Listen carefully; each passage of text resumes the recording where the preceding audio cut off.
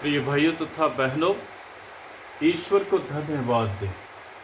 हमारा प्रभु महान प्रभु है, जीवित प्रभु है, हमारी प्रार्थनाओं को सुनता है।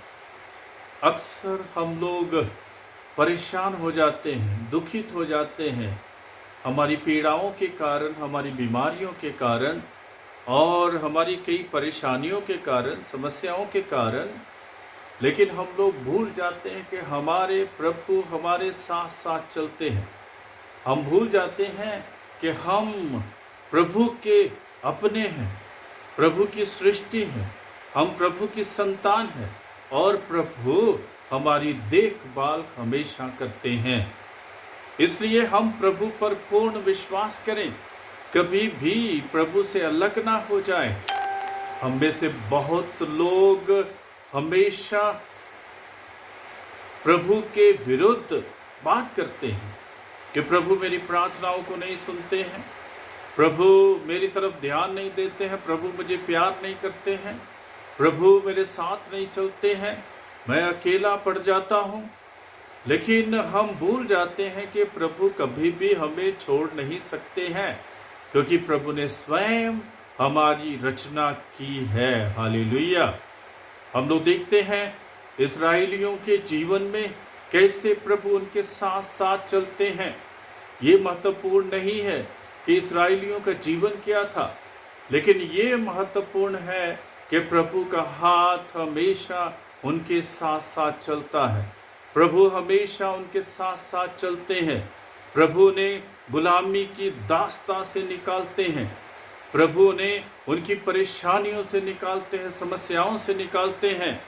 और इतने साल चलने के बाद प्रभु उन्हें दूध और मधु की यहाँ नदियाँ बहती है, वहाँ पर ले आते हैं।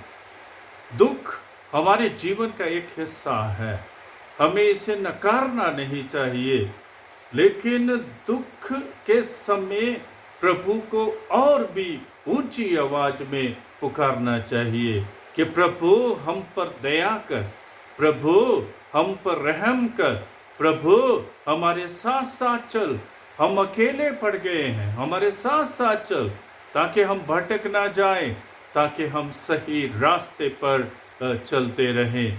तो प्रभु हमेशा हमारे साथ चलते, जैसे प्रभु इस्राएलियों के साथ चले थे। प्रभु कभी भी नहीं हमें छोड़ते हैं।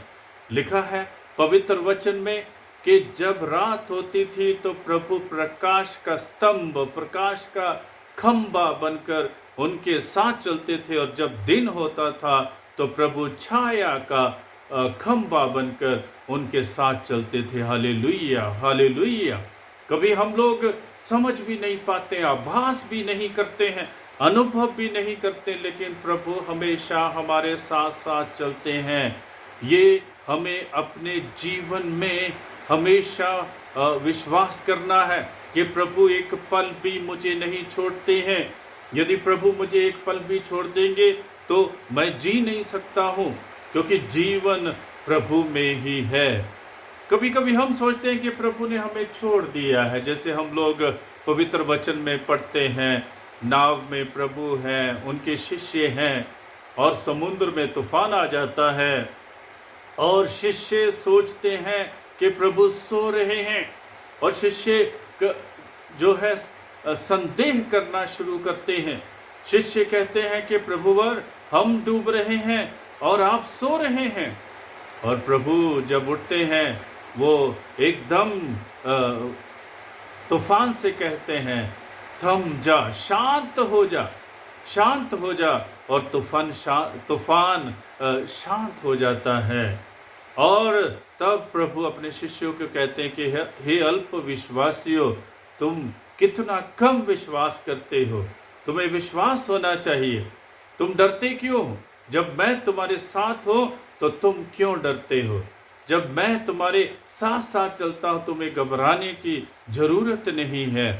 कभी कभी प्रभु बिल्कुल हमारे हृदय में होते हैं, हमारे जीवन में होते, लेकिन फिर भी हम उनका आभास नहीं कर पाते। क्यों नहीं कर पाते हैं?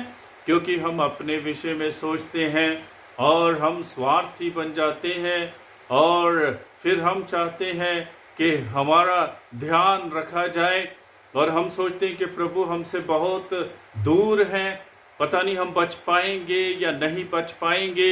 ऐसी बातों में हम लोग विश्वास करते हुए आगे बढ़ते हैं, इसलिए हम अपने जीवन में खुश नहीं रह सकते हैं और प्रभु का आसरा, प्रभु का सहारा जो हमें मिलता है उसका पूर्ण रूप से हम लोग अनुभव नहीं कर पाते हैं। हम ये ना सोचे कि प्रभु सो रहे हैं। प्रभु कब सोएंगे? प्रभु सो ही नहीं सकते।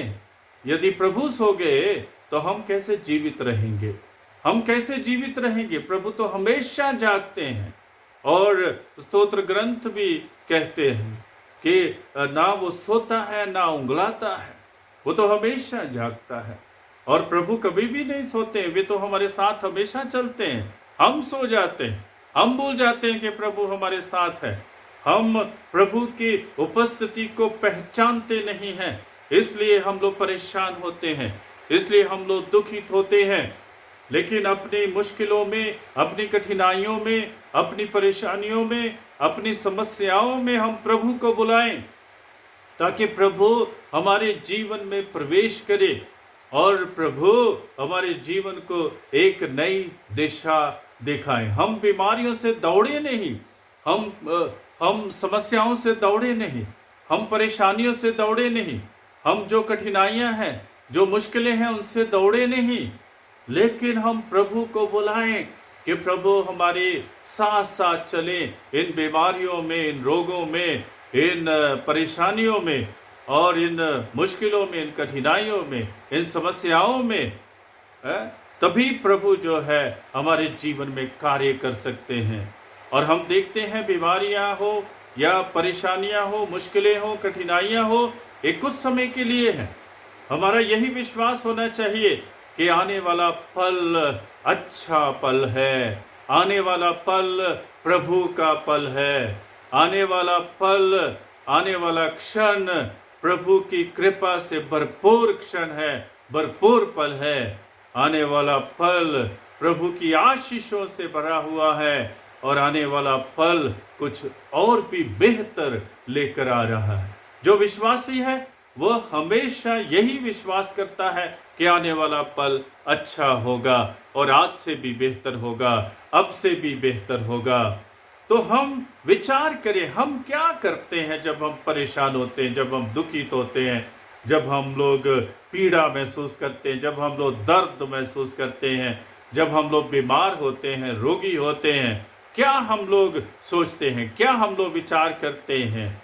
हम यही विचार करें कि प्रभु कभी भी हमें नहीं छोड़ते हैं और प्रभु ने भी हमें यही आश्वासन दिया है कि डरे नहीं, मैं तुम्हारे साथ हूँ, मैं कभी भी तुम्हें अकेला नहीं छोड़ूंगा, दुनिया के अंत तक मैं तुम्हारे साथ साथ रहता हूँ, साथ साथ चलूंगा। ईसाई नबी के ग्रंथ में भी हम पढ़ते, प्रभु कहते कि घबराने की जरूरत नहीं, डरने की जरूरत नहीं, मैं तुम्हारे साथ साथ चलता हूँ और मैं अपने दाहिने हाथ से तुम्हें विजयी बनाऊंगा।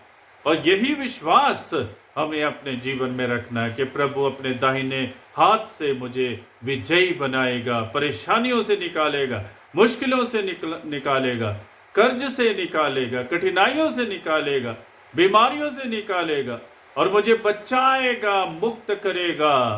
और जब मुझे मुक्त करेगा मेरे मन में शांति होगी और मैं खुशी का अनुभव करूंगा, आनंदित हो उठूंगा। तो प्रिय भाइयों तथा बहनों, आज यही मैं आमंत्रित करता हूं आपको कि आनंदित रहें, प्रभु में आनंदित रहें। और जैसे संत पौलुस कहते हैं कि मैं फिर से कहता हूं, प्रभु में आनंदित रहें, खुश रहें, सब कुछ प्रभु के चरणों में समर्पित करें और जो भी दुख, सुख, विचार, सोच, अनुभव और बोल और वचन और जो भी हम करते हैं, सब कार्य, हमारी योजनाएं, हमारा प्रबंधन, सब कुछ प्रभु के चरणों में समर्पित कर दें। हमारी बीमारियों को, परेशानियों को, मुश्किलों को, कठिनाइयों को, समस्याओं को, सब कुछ को प्रभु के चरणों में समर्पित कर दें। प्रभु आपके जीवन में एक महान चमत्कार करने वाले हैं। प्रभु आपके जीवन को एक नई दिशा देने वाले हैं। अपने आप को प्रभु के चरणों में समर्पित कर दें ताकि प्रभु की इच्छा आपके जीवन में पूरी हो और आप एक नए जीवन का आज अनुभव करें। प्रभु सबको आशीष प्रदान करे।